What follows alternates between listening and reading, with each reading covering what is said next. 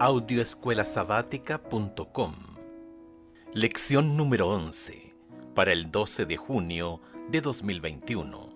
El Santuario del Nuevo Pacto, sábado 5 de junio.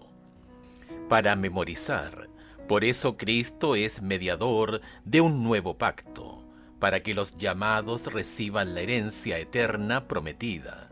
Hebreos capítulo 9, verso 15.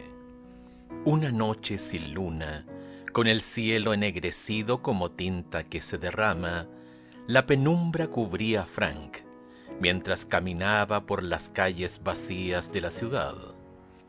Después de un rato, escuchó pasos detrás de él, alguien que lo seguía en la oscuridad. A continuación, la persona lo alcanzó y le dijo: «Frank, ¿el impresor?» «Sí, soy yo, pero ¿cómo lo supo?» «Bueno», respondió el extraño, «yo no lo conozco, pero conozco muy bien a su hermano, e incluso en la oscuridad sus gestos, su forma de caminar, su figura, me recordaron tanto a él que asumí que usted era su hermano, porque me dijo que tenía uno». Esta historia revela una verdad poderosa con respecto al servicio del santuario israelita. La Biblia dice que era una sombra, una figura, una imagen del verdadero. Reseña de la semana. ¿Por qué Dios quería que los israelitas construyeran un santuario? ¿Qué nos enseña el santuario acerca de Cristo como nuestro sustituto? ¿Qué hace Jesús en el cielo como nuestro representante?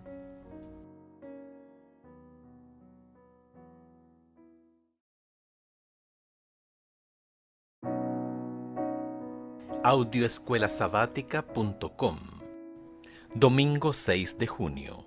Relaciones. Y pondré mi morada en medio de vosotros, y mi alma no os abominará, y andaré entre vosotros, y yo seré vuestro Dios, y vosotros seréis mi pueblo. Levítico capítulo 26, versículos 11 y 12. Hay un tema que debería quedar en claro a estas alturas.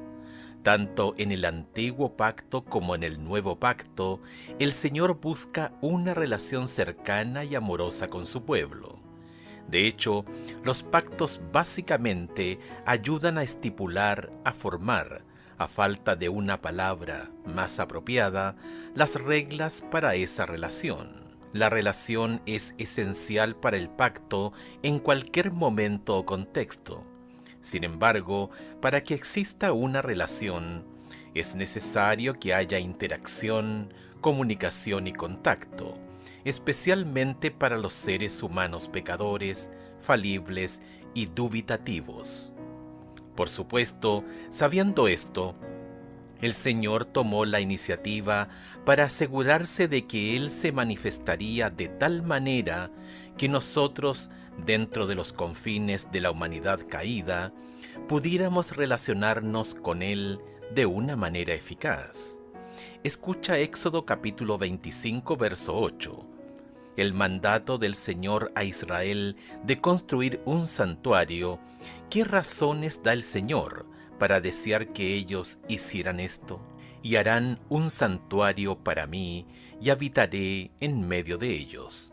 La respuesta a esta pregunta, por supuesto, plantea otra interrogación, y es ¿por qué? ¿Por qué quiere el Señor morar en medio de su pueblo? Tal vez podríamos encontrar la verdad en los dos versículos de hoy mencionados anteriormente. Fíjate, el Señor pondrá su morada o habitará entre ellos. Luego dice que no los abominará. Además, asegura que andará entre ellos y será su Dios y ellos su pueblo. Levítico capítulo 26, versos 11 y 12. Observa los elementos que se encuentran en estos versículos. Nuevamente, el aspecto relacional se manifiesta con mucha claridad. Tómate unos minutos, desmenuza Levítico capítulo 26 versos 11 y 12 y Éxodo capítulo 25 verso 8. Toma nota de cómo encajan los diferentes elementos con la noción de que el Señor busca una relación con su pueblo. Concéntrate específicamente en la frase en que el Señor dice: mi alma no os abominará. ¿Qué tiene el santuario en sí que brinda los medios por los que el Señor puede aceptar a la humanidad caída y pecadora? ¿Y por qué eso es tan importante para el proceso de formación de un pacto? Levítico capítulo 26 versículos 11 y 12. Y pondré mi morada en medio de vosotros, y mi alma no os abominará. Y andaré entre vosotros, y yo seré vuestro Dios, y vosotros seréis mi pueblo. Éxodo capítulo 25, verso 8. Y harán un santuario para mí, y habitaré en medio de ellos.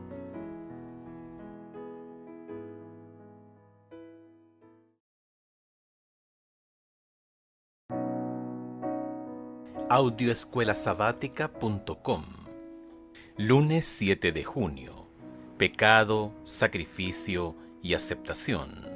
Hebreos capítulo 9, verso 22. Y casi todo es purificado según la ley, con sangre, y sin derramamiento de sangre no se hace remisión.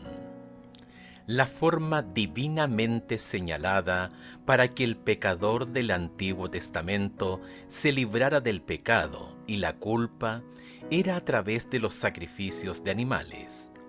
Las ofrendas de sacrificio israelitas se detallan en Levítico capítulo 1 al capítulo 7. Se prestaba especial atención al uso y la disposición de la sangre en los diversos tipos de sacrificios. De hecho, el papel de la sangre en los rituales de sacrificio es una de las características unificadoras de los sacrificios israelitas. La persona que había pecado y por lo tanto había roto la relación del pacto y la ley que lo regulaba, podía ser restaurada la comunión plena con Dios y con la humanidad, llevando un sacrificio animal como sustituto. Los sacrificios con sus ritos eran los medios designados por Dios para lograr la purificación del pecado y la culpa. Estos se instituyeron para limpiar al pecador, ya que se transfería el pecado y la culpa individual al santuario, al rociar la sangre sacrificial, y así se restablecía la plena comunión y la alianza del pacto del penitente con el Dios personal, que es el Señor que salva. ¿Cómo nos ayudan estos conceptos expresados anteriormente a comprender las preguntas al final del estudio de ayer? ¿Qué importancia profética tiene el sacrificio de animales? Isaías capítulo 53 versos 4 al 12. Ciertamente llevó él nuestras enfermedades y sufrió nuestros dolores. Y nosotros le tuvimos por azotado, por herido de Dios y abatido. Mas él herido fue por nuestras rebeliones, molido por nuestros pecados. El castigo de nuestra paz fue sobre él, y por su llaga fuimos nosotros curados.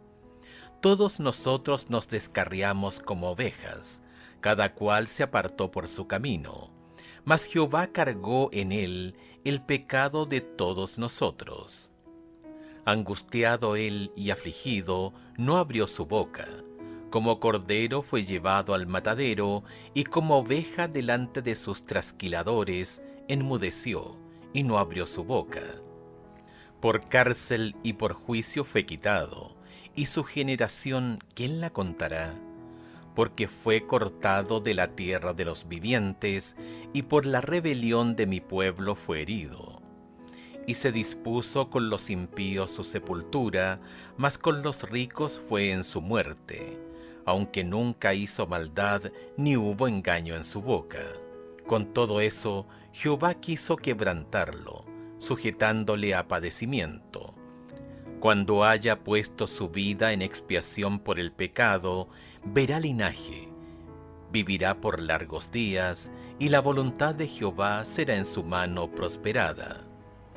Verá el fruto de la aflicción de su alma, y quedará satisfecho. Por su conocimiento justificará mi siervo justo a muchos, y llevará las iniquidades de ellos. Por tanto, yo le daré parte con los grandes, y con los fuertes repartirá despojos, por cuanto derramó su vida hasta la muerte, y fue contado con los pecadores, habiendo él llevado el pecado de muchos, y orado por los transgresores. Hebreos capítulo 10, verso 4. Porque la sangre de los toros y de los machos cabríos no puede quitar los pecados. Los sacrificios de animales del Antiguo Testamento eran el medio ordenado por Dios para librar al pecador del pecado y la culpa.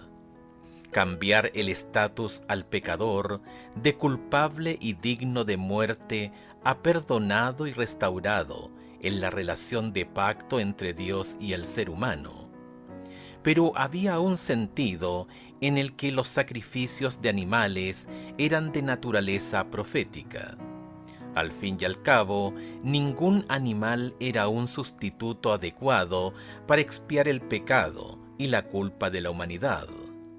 El autor de Hebreos lo dice con estas palabras: la sangre de los toros y de los machos cabríos no puede quitar los pecados. Hebreos capítulo 10, verso 4.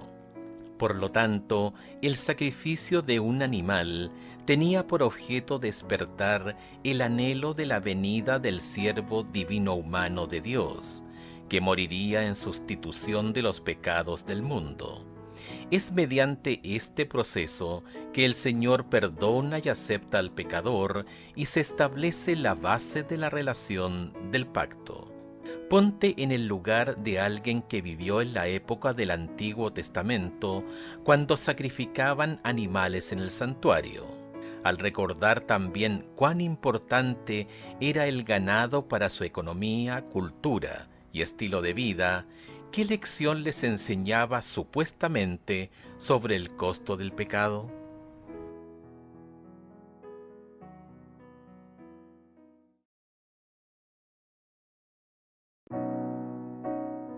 Audioescuelasabática.com.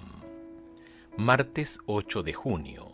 La sustitución, el cual se dio a sí mismo por nuestros pecados para librarnos del presente siglo malo, conforme a la voluntad de nuestro Dios y Padre. Gálatas capítulo 1, verso 4. No cabe duda, uno de los temas clave, sino el tema clave del Nuevo Testamento, es que Jesucristo murió por el sacrificio por los pecados del mundo. Esta verdad es el fundamento de todo el plan de salvación. Cualquier teología que niegue la expiación mediante la sangre de Cristo niega el corazón y el alma del cristianismo. Una cruz sin sangre no puede salvar a nadie.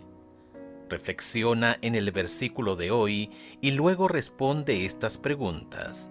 ¿Se ofreció Jesús para morir? ¿Por quién murió? ¿Qué lograría su muerte?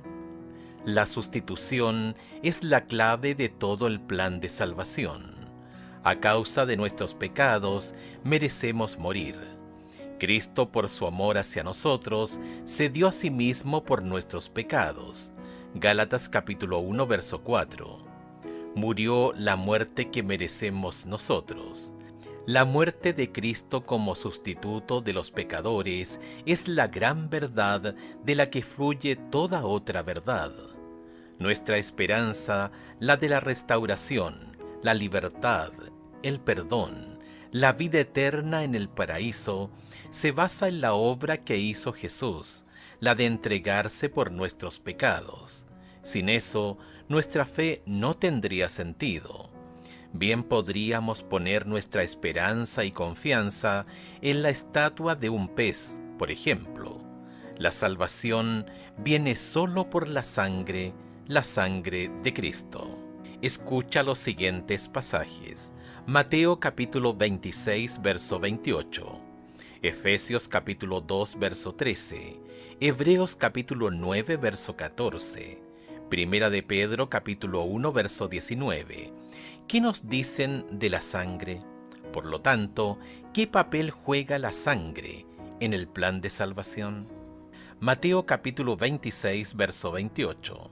Porque esto es mi sangre del nuevo pacto, que por muchos es derramada para remisión de los pecados. Efesios capítulo 2, verso 13. Pero ahora en Cristo Jesús, vosotros que en otro tiempo estabais lejos, habéis sido hechos cercanos por la sangre de Cristo.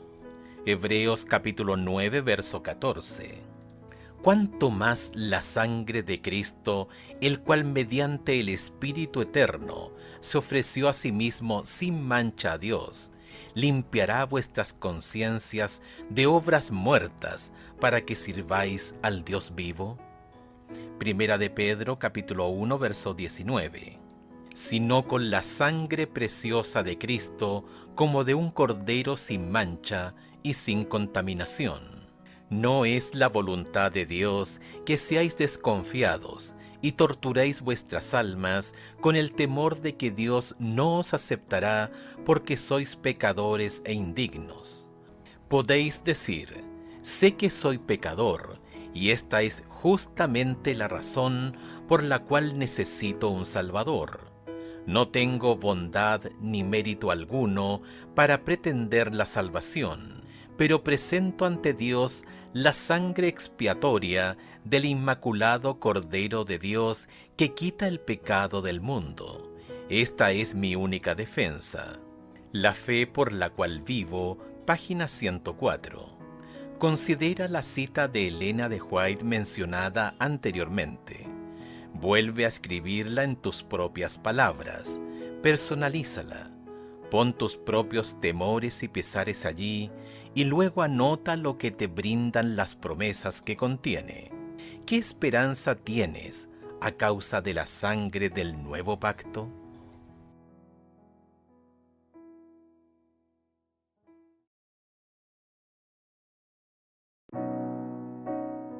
Audioescuelasabática.com. Miércoles 9 de junio. El sumo sacerdote del nuevo pacto. El santuario terrenal, donde Dios eligió morar con su pueblo, giraba en torno al sacrificio de los animales. Sin embargo, el servicio no terminaba con la muerte de estas criaturas. El sacerdote asperjaba la sangre en el santuario en el nombre del pecador, después de ejecutar el sacrificio. Sin embargo, todo este servicio era solo una sombra, un símbolo de lo que Cristo haría por el mundo. Por lo tanto, así como los símbolos, el servicio del santuario no terminaban con la muerte del animal, la obra de Cristo por nosotros tampoco terminó con su muerte en la cruz. Hoy estudia Hebreos capítulo 8 versos 1 al 6. Escucha los versículos con oración. Pide al Señor que te ayude a entender lo que dicen y por qué es importante que lo sepamos. Una vez que hayas terminado, escribe con tus palabras lo que crees que es el mensaje del Señor para nosotros en estos versículos. También pregúntate, ¿cómo nos ayudan estos versículos a entender el nuevo pacto? Hebreos capítulo 8 versículos 1 al 6. Ahora bien, el punto principal de lo que venimos diciendo es que tenemos tal sumo sacerdote, el cual se sentó a la diestra del trono de la majestad en los cielos, ministro del santuario y de aquel verdadero tabernáculo que levantó el Señor y no el hombre. Porque todo sumo sacerdote está constituido para presentar ofrendas y sacrificios, por lo cual es necesario que también éste tenga algo que ofrecer. Así que, si estuviese sobre la tierra, ni siquiera sería sacerdote, habiendo aún sacerdotes que presentan las ofrendas según la ley, los cuales sirven a lo que es figura y sombra de las cosas celestiales, como se les advirtió a Moisés cuando iba a erigir el tabernáculo, diciéndole: Mira, haz todas las cosas conforme al modelo que se te ha mostrado en el monte. Pero ahora tanto mejor ministerio es el suyo, cuanto es mediador de un mejor pacto, establecido sobre mejores promesas. Así como había un santuario, un sacerdocio y un ministerio terrenales bajo el antiguo pacto, también hay un santuario celestial, un sacerdocio celestial y un ministerio celestial bajo el nuevo pacto. Sin embargo, lo que eran solo símbolos, imágenes y una sombra, Hebreos capítulo 8, verso 5, en el antiguo pacto, se hicieron realidad en el nuevo pacto. Además, en lugar de un animal amoral como nuestro sustituto, tenemos al Jesús inmaculado. En lugar de sangre animal, tenemos la sangre de Cristo. En lugar de un santuario hecho por el hombre, tenemos aquel verdadero tabernáculo que levantó el Señor y no el hombre. Hebreos capítulo 8, verso 2. Y en lugar de un sacerdote humano pecador y sujeto a error, tenemos a Jesús, quien ministra en nuestro favor como sumo sacerdote. Con todo esto en mente, medita sobre las palabras de Pablo. ¿Cómo escapamos nosotros si descuidamos una salvación tan grande? Hebreos capítulo 2, verso 3. Piénsalo.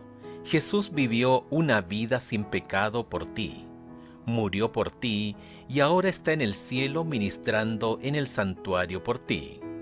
Todo esto lo hizo para salvarte de los terribles resultados finales del pecado.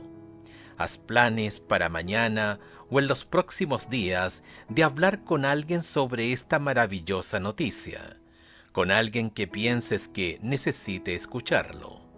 Practica de antemano lo que vas a decir sobre la base del estudio de hoy.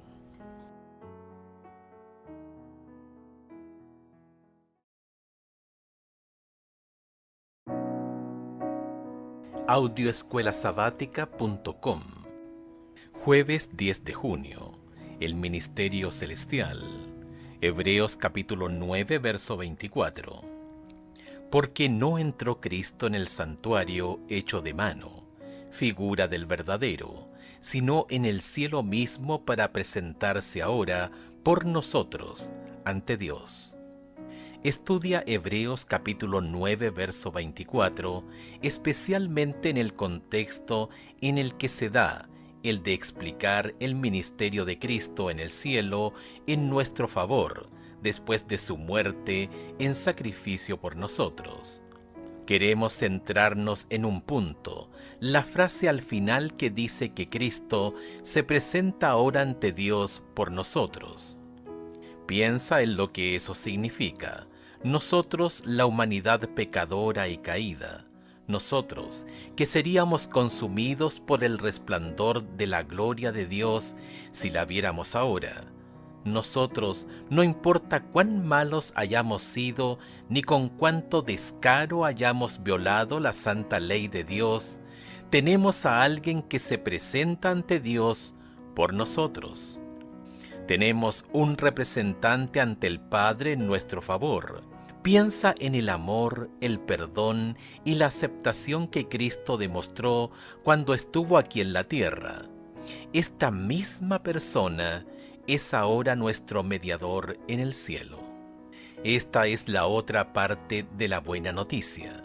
Jesús no solo pagó el castigo por nuestros pecados al cargarlos sobre sí mismo en la cruz, Primera de Pedro capítulo 2 verso 24, sino también ahora está en la presencia de Dios como mediador entre el cielo y la tierra, entre la humanidad y la deidad. Jesús como Dios y hombre, un hombre perfecto, sin pecado, es el único que puede salvar la brecha entre la humanidad y Dios, causada por el pecado. Lo esencial que debemos recordar es que ahora hay un hombre, un ser humano divino que puede entender todas nuestras pruebas, dolores y tentaciones, Hebreos capítulo 4 versos 14 y 15, y que nos representa ante el Padre.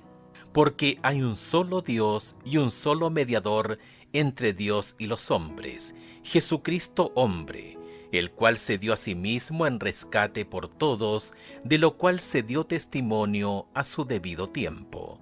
Primera de Timoteo capítulo 2 versos 5 y 6. ¿En qué dos roles pone este texto a Jesús? ¿Y cómo se prefiguraban estos roles en el servicio del santuario terrenal? La gran noticia del nuevo pacto es que ahora, gracias a Jesús, los pecadores arrepentidos tienen a alguien que los representa en el cielo, ante el Padre. Alguien que ganó para ellos lo que nunca podrían haber obtenido por sí mismos, que es la justicia perfecta, la única justicia que puede permanecer ante la presencia de Dios. Jesús, con esa justicia perfecta, forjada en su vida a través del sufrimiento, Hebreos capítulo 2, verso 10, se presenta delante de Dios y reclama para nosotros el perdón del pecado y poder sobre el pecado, porque sin estos no tendríamos ninguna esperanza, ni ahora ni en el juicio. Ora y medita sobre la idea de un ser humano, alguien que ha experimentado la tentación de pecar, de pie ante Dios en el cielo. ¿Qué significa eso para ti personalmente? ¿Qué clase de esperanza y aliento produce eso?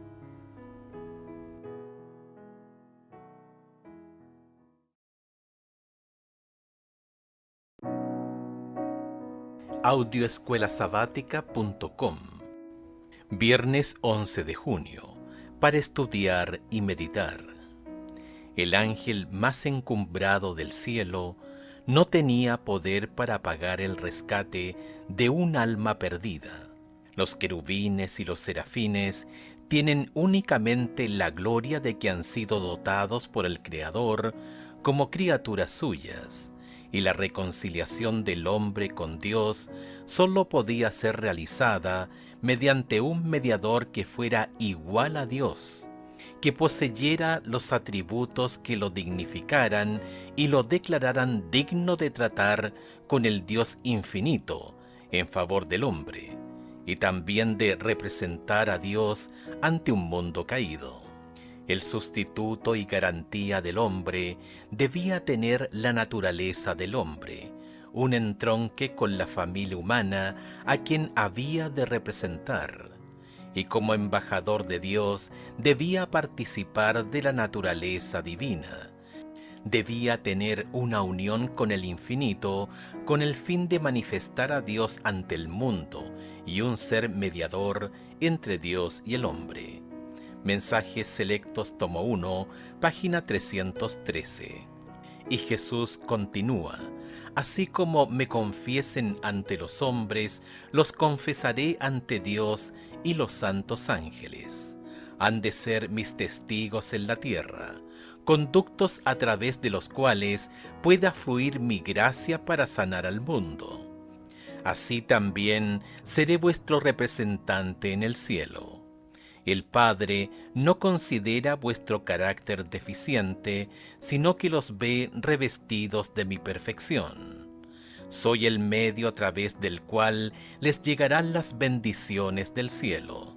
Todo el que me confiese por compartir mi sacrificio por los perdidos, será confesado como participante en la gloria y el gozo de los redimidos. Deseado de todas las gentes, página 323 y 324. Preguntas para dialogar. Lee Romanos capítulo 5 verso 2 y Efesios capítulo 2 verso 18 y capítulo 3 verso 12. ¿Qué dicen estos pasajes que nos ayudan a comprender nuestro acceso al Padre a través de Jesús? 2. Repasa la segunda cita de Elena de White que se menciona arriba. Observa cómo explica el rol del mediador. Cuando el Padre nos ve, no ve nuestro carácter defectuoso, sino la perfección de Cristo. Reflexionen sobre lo que eso significa y analicen con la clase. 3. Al considerar lo que hemos estudiado esta semana, pregúntate cómo responderías esta pregunta. Bueno, Cristo está en el santuario celestial. ¿Y entonces qué? ¿Qué significa eso en un nivel práctico y diario? Resumen. El antiguo sistema de sacrificios del pacto fue reemplazado por el nuevo. En vez de que los sacerdotes pecadores sacrifiquen animales en un santuario terrenal, ahora tenemos a Jesús, nuestro sacrificio perfecto. Él nos representa ante el Padre en el santuario celestial, que forma la base del nuevo pacto y sus promesas.